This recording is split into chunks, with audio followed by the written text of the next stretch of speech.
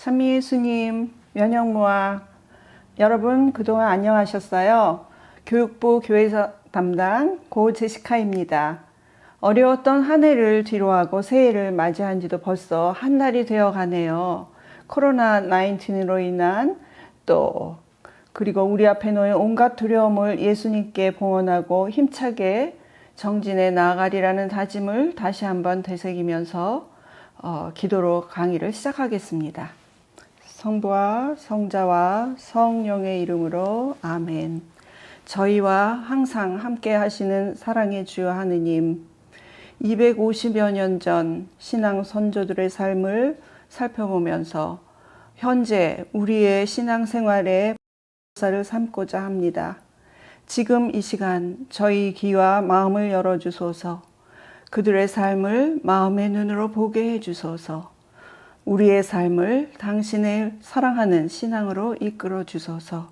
우리 주 예수 그리스도의 이름으로 비나이다. 아멘. 성부와 성자와 성령의 이름으로 아멘. 작년에 교회사 강의를 통해서 우리는 6분의 신앙 선조들의 삶을 공부해 봤죠. 200 세례자 요한, 주문모 야고보 신부, 강완숙 골롬바, 정하상 바오로, 그리고 김대건 안드레아 신부님, 그리고 또 다빌리 안토니오 주교님, 이렇게 6분이셨어요.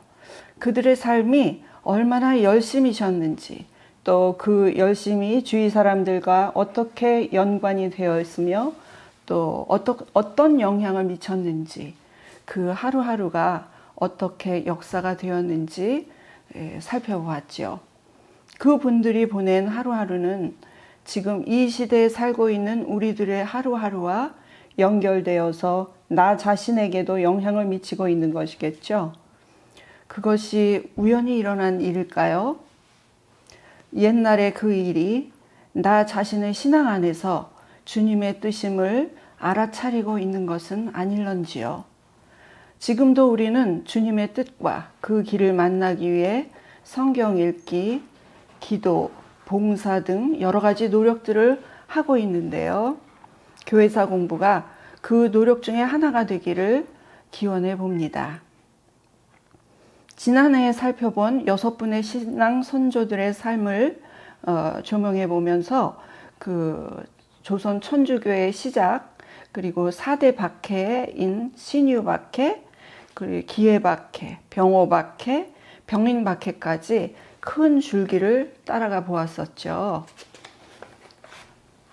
올해는 그런 한 사람 한 사람보다는 공동체 안에서의 그런 삶, 그리고 어떤 협력이 이루어졌는가, 그런 거에 좀 더 초점을 두고자 하고요.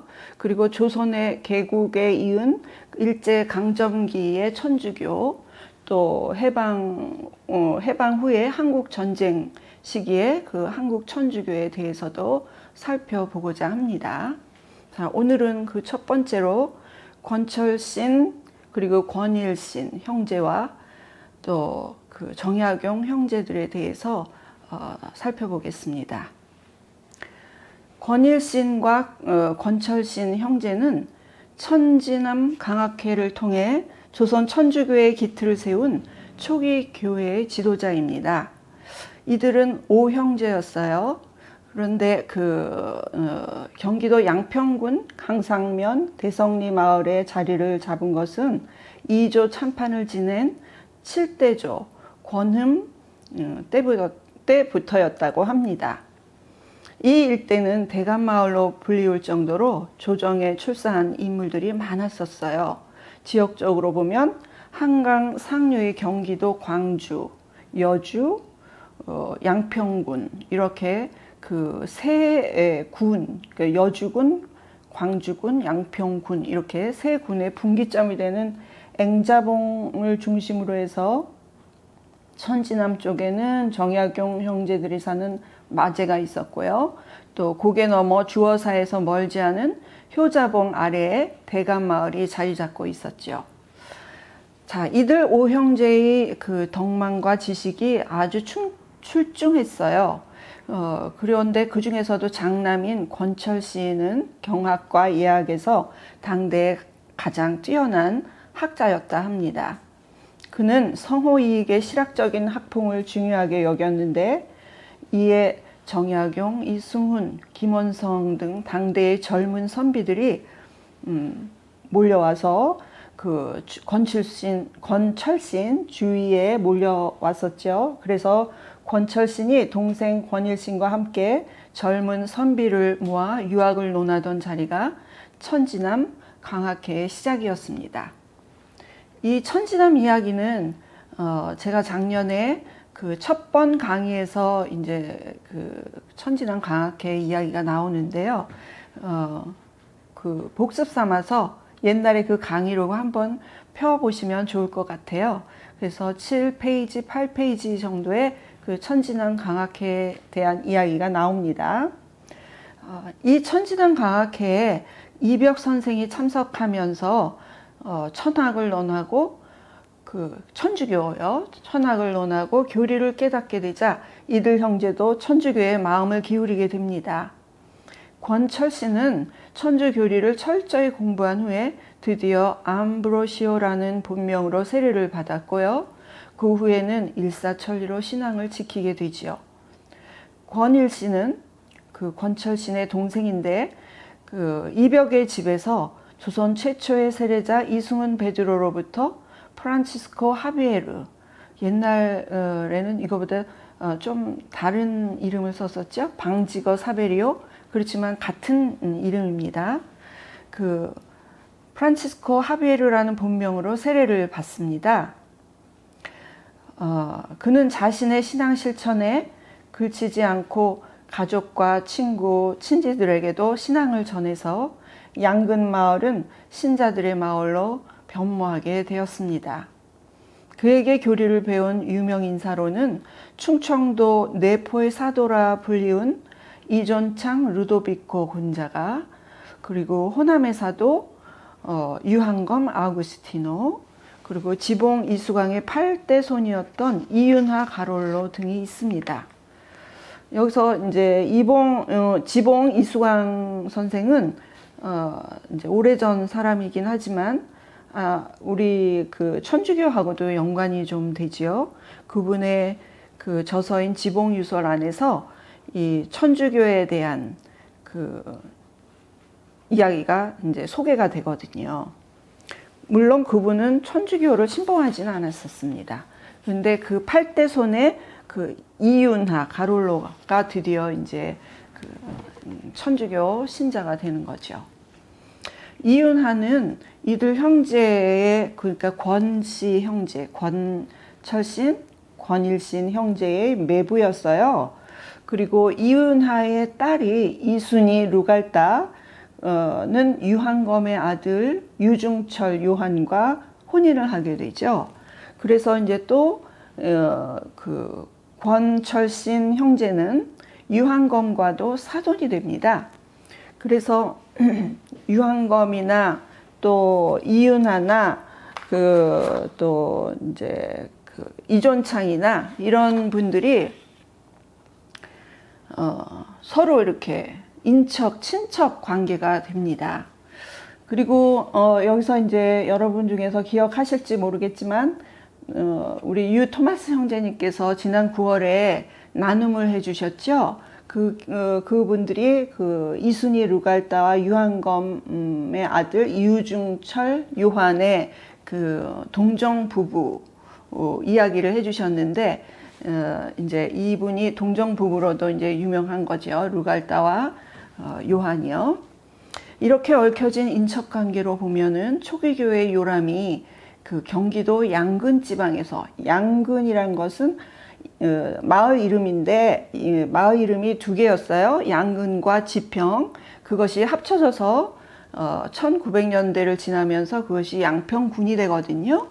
자, 그래서 그 양근 마을이 그 권철신과 권일신 형제들, 그리고 그 밖에 뭐 이벽이라든가 이승훈이라든가 그런 학자들이나 그 젊은 그 세력들이 몰려와서 거기서 공부를 하고 천주교를 이제 그 태동시키는 그런 동네가 되잖아요. 그렇지만 이렇게 혼인이라든가 이런 전파가 되면서 그 양근에서 충청도와 전라도로 그런 그 초기 교회 요람이 이렇게 옮겨지게 됩니다. 또 박해를 지나면서 그렇게 돼요. 그래서 그렇게 퍼져나간 것, 전교가 시작된 것, 이것도 그 권일신의 노력이 크다 하겠습니다. 또한 최초의 북경 밀사인 윤유일도 권일신의 문화였어요. 그래서 조선 천주교회는 권일신에 의해서 전국으로 퍼져나갔다고 할 수도 있습니다. 이렇게 가까운 이웃이나 천인척지간의 신앙 공동체가 하나둘 형성이 되어 나갔죠. 그래서 이제 그 여러 신자들의 모임이 있었는데, 여러분도 기억하시겠지만 을사추조적발 사건이라는 사건이 있었죠. 그것은 이제 이승훈 베드로가 1784년에 북경에 가서 세례를 받고 와서 1년 만에, 거의 1년 만에 1785년 명례방 김범우의 집에 모인 신자들이 그 잡혀간 그런 사건을 을사추조적발 사건이라고 그러는데, 그 사건으로 인해서 신자들의 집회가 해산되어 버립니다. 권일신을 중심으로 이승훈, 정약용, 정약전 등이 이제 힘을 합해서 다시 신자들을 모아요. 그리고 1786년 봄에는 그 이제 신자들을 용이하게 이렇게 전교도 하고, 그리고 같은 그 소공동체 모임, 그것을 쉽게 하기 위해서 가성직 제도를 수립하잖아요. 그래서 이 권일신이 신부의 한 사람으로 활동하기도 합니다.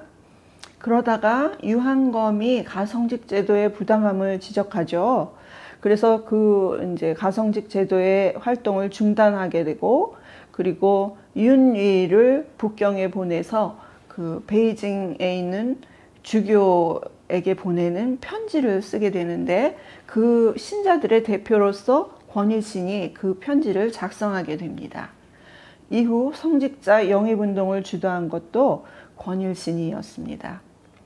박해자들은 교회 중심 인물로 그 권일신을 예의주시하고 있었는데, 1791년 전라도 진산의 윤지충이 그 어머니가 돌아가셔서 이제 장례를 치르면서 그 과정에 이제 신주도 만들어야 되고 제사도 지내야 되는데, 그 윤지충이 저희 천주교 신자였죠.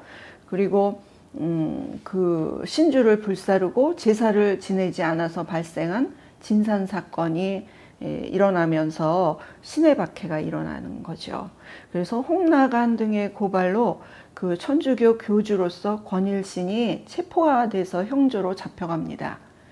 형리들은 고문과 매질로 배교를 종용했지만, 권일신은 이 세상에 무엇을 준다 해도 주님을 배반할 수 없고 주님께 대한 의무를 벌하기보다는 차라리 죽음을 당하겠다고 고백하면서 신앙을 지켰습니다. 박해자들은 아첨도 하고 달래도 보고 회유하는 등 다양한 방법으로 권일신을 유혹했지만 아무 소용이 없었어요.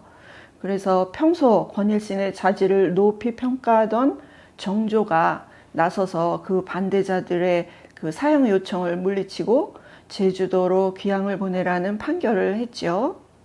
그렇지만 권일신은 1792년 초 귀향길에 오른 첫날 용인군 구성면 구읍의 주막에서 장독으로 순교를 하고 맙니다.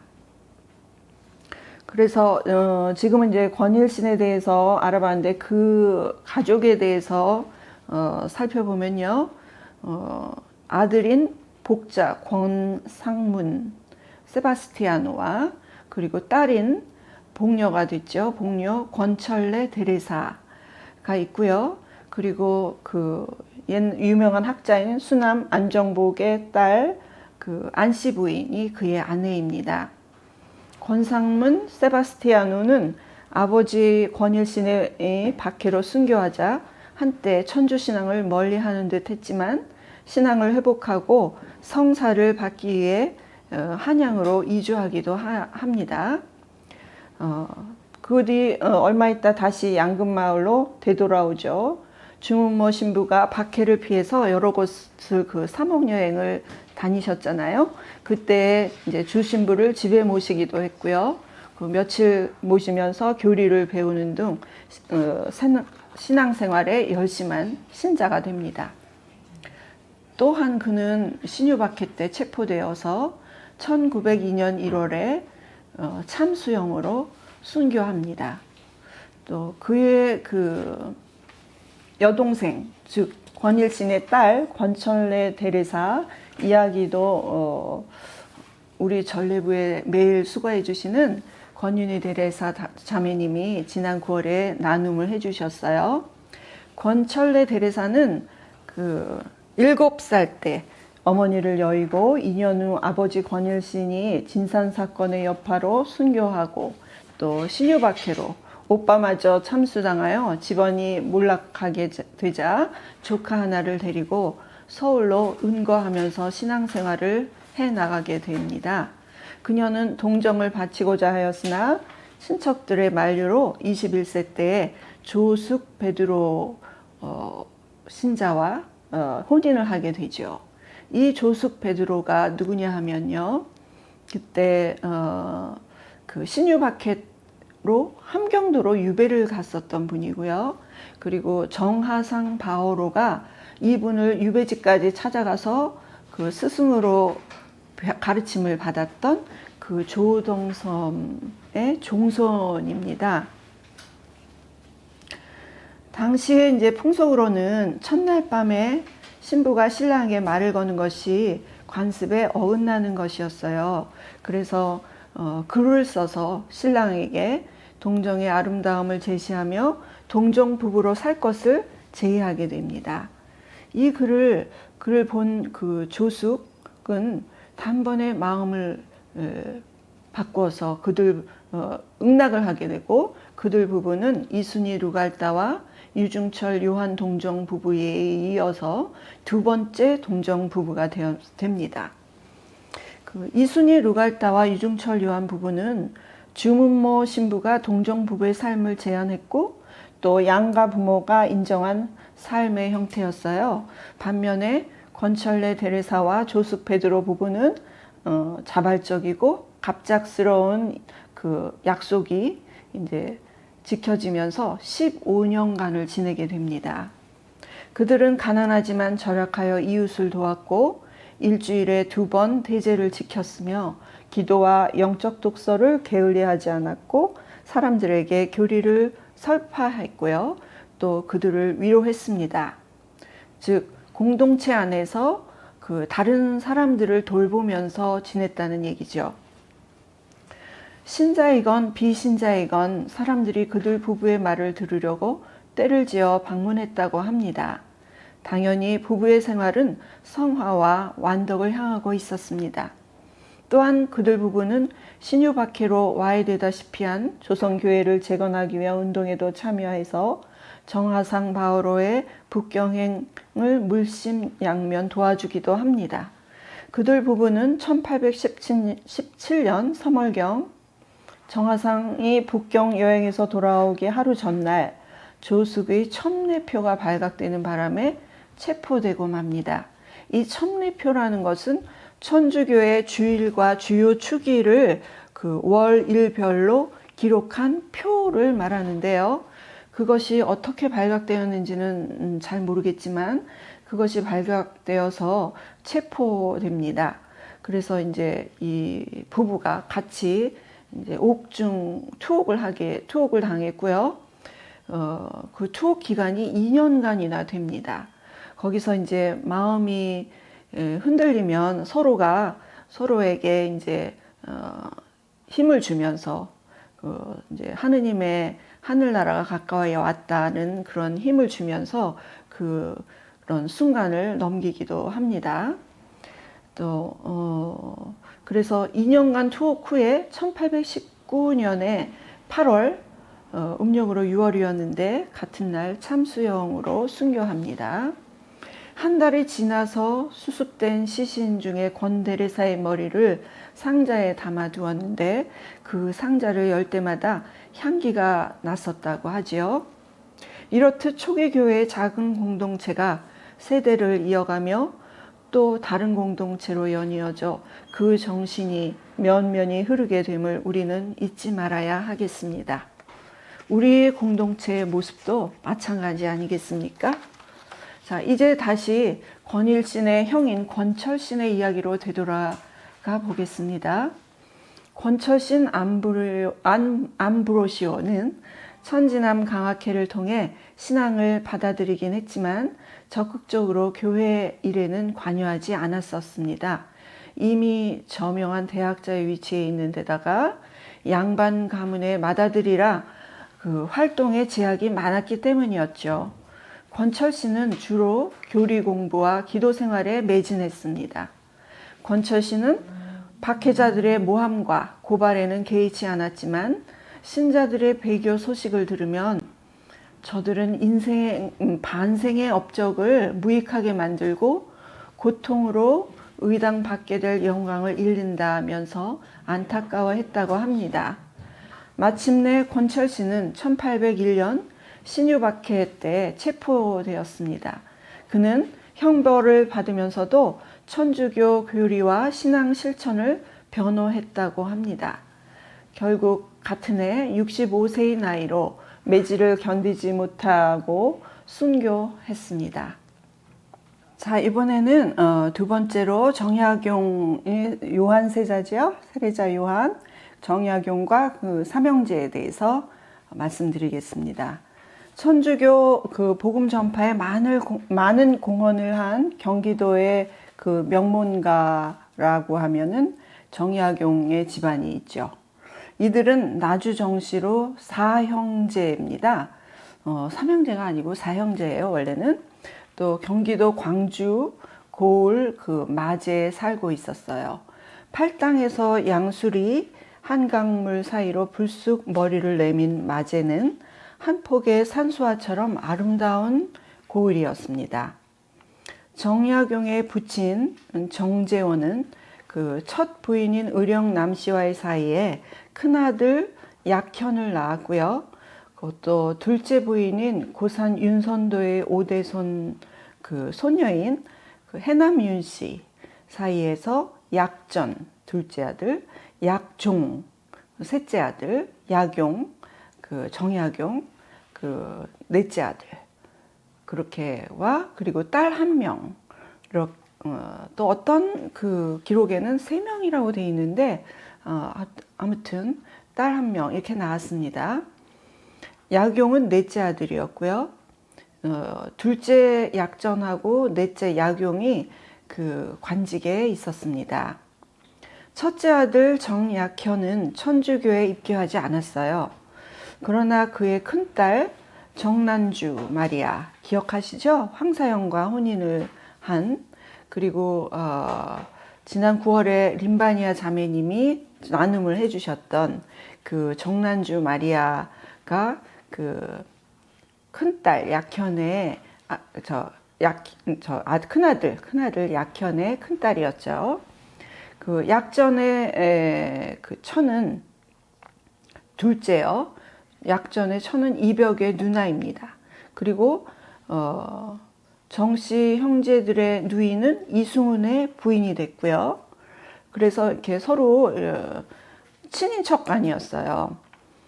그리고 1791년 신해박해 때 그 신해박해의 주인공이었던 윤지충이 정씨 형제들과 외사촌 지간이 됩니다. 그 삼형제의 어머니는 해남 윤씨라고 그랬잖아요. 그래서 윤지충이 그 외사촌 형제 지간이었어요. 후에 둘째 약전이 이제 흑산도로 귀향을 가죠.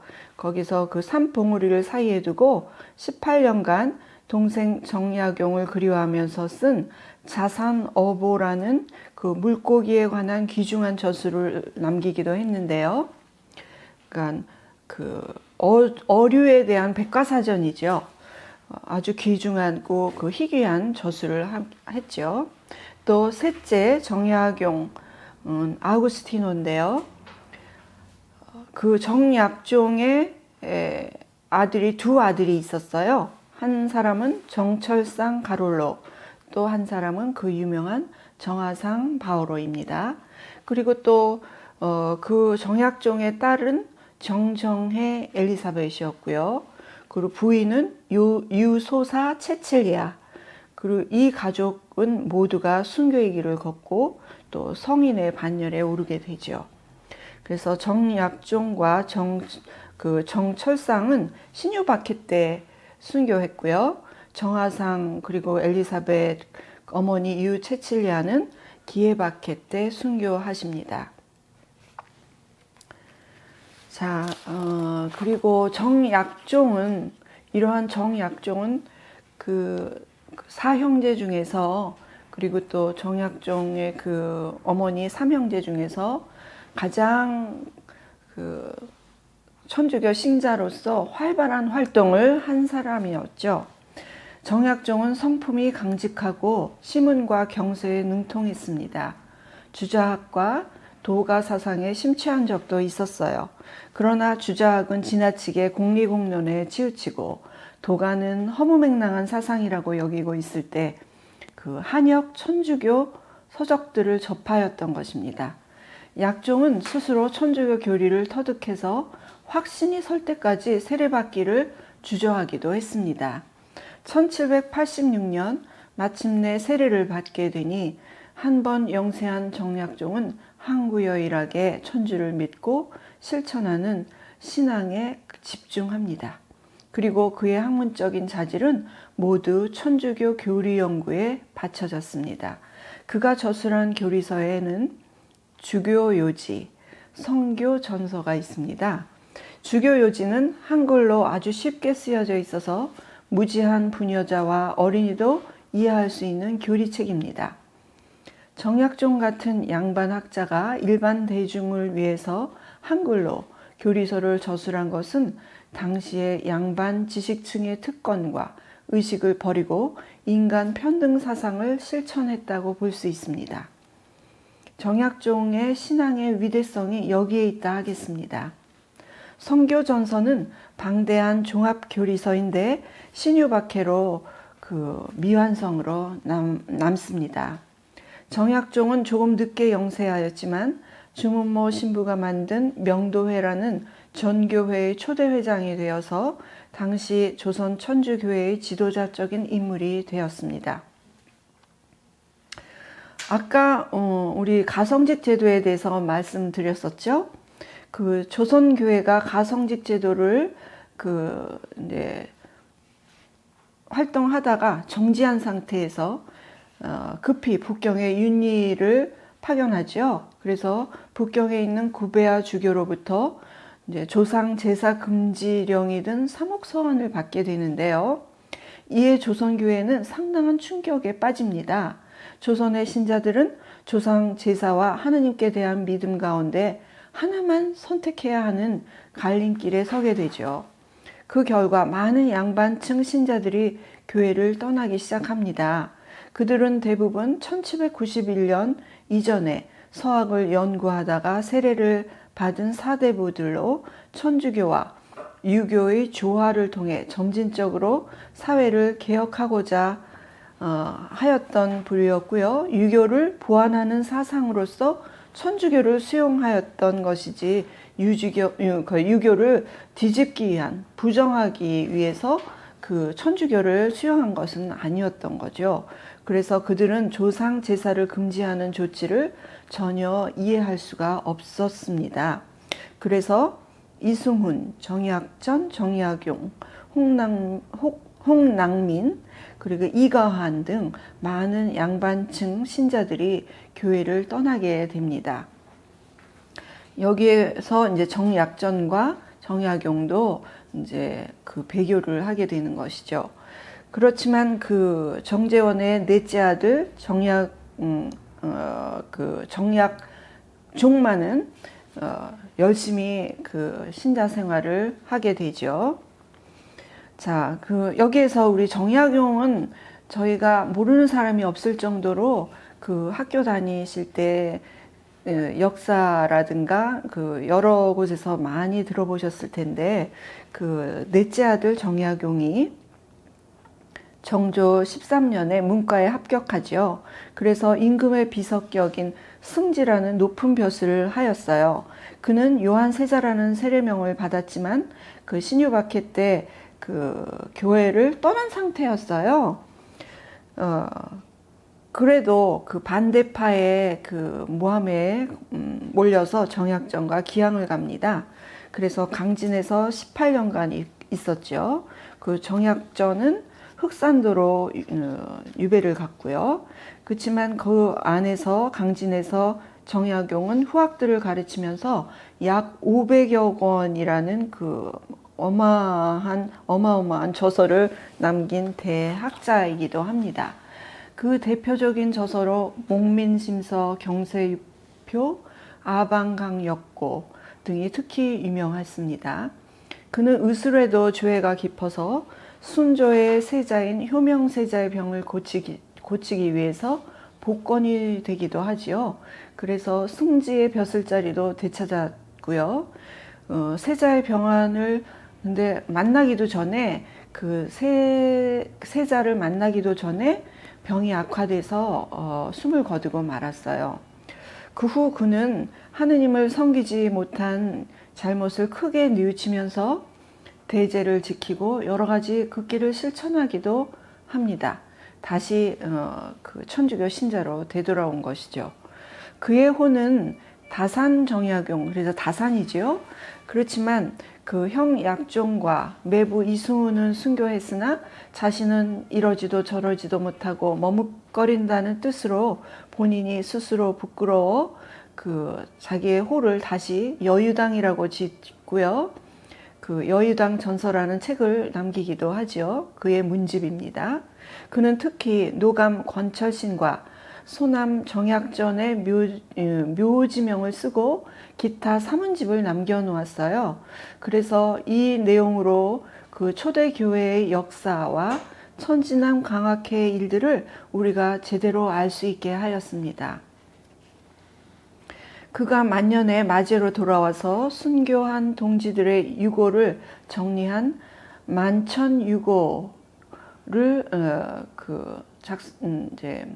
발문을 정약용이 쓰게 되는데 거기에서 당시의 정약용의 삶을 되새기게 해주는 좋은 자료입니다.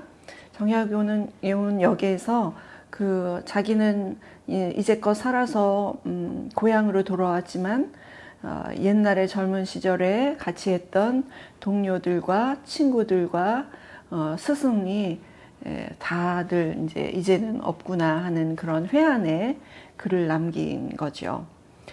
그는 선각자고 사상가고 목민관이었고 대학자였고 저술가요 과학자였고 의사였으며 동시에 천주교 신자였습니다. 그는 복권된 후에 더욱더 신앙을 열심히 실천하다가 1836년 2월 22일 중국인 신부님 유방제 신부로부터 종부 성사를 받고 75세에 선종했습니다. 현재 양평에 있는 양근 마을에는요, 양근 성지가 조성되어 있습니다. 수원교구 소속인데요. 도보 성지 순례길이 7개나 조성되어 있더라고요. 그리고 양근은 한강변의 마을이기 때문에 홍수와 가뭄을 대비해서 버드나무를 많이 심었다 그래요. 그래서 이 양근은 버드나무의 든든한 뿌리라는 뜻도 있다고 합니다.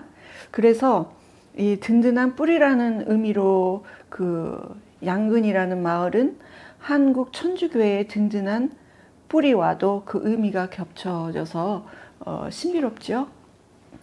여러분, 오늘 공부는 여기서 마치고요. 다음에는 우리 북경으로 힘든 여행을 했던 밀사들에 대해서 공부해 보기로 하겠습니다. 여러분 수고하셨습니다. 감사합니다. 성부와 성자와 성령의 이름으로 아멘. 우리 주보 한국 순교자들이여 저희를 순교 정신으로 살게 하소서. 예수님, 이것이 주님을 사랑하고 죄인들의 회개를 위하며 마리아의 하자없으신 성심께 끼친 욕을 배상하는 것이옵니다. 아멘. 성부와 성자와 성령의 이름으로 아멘.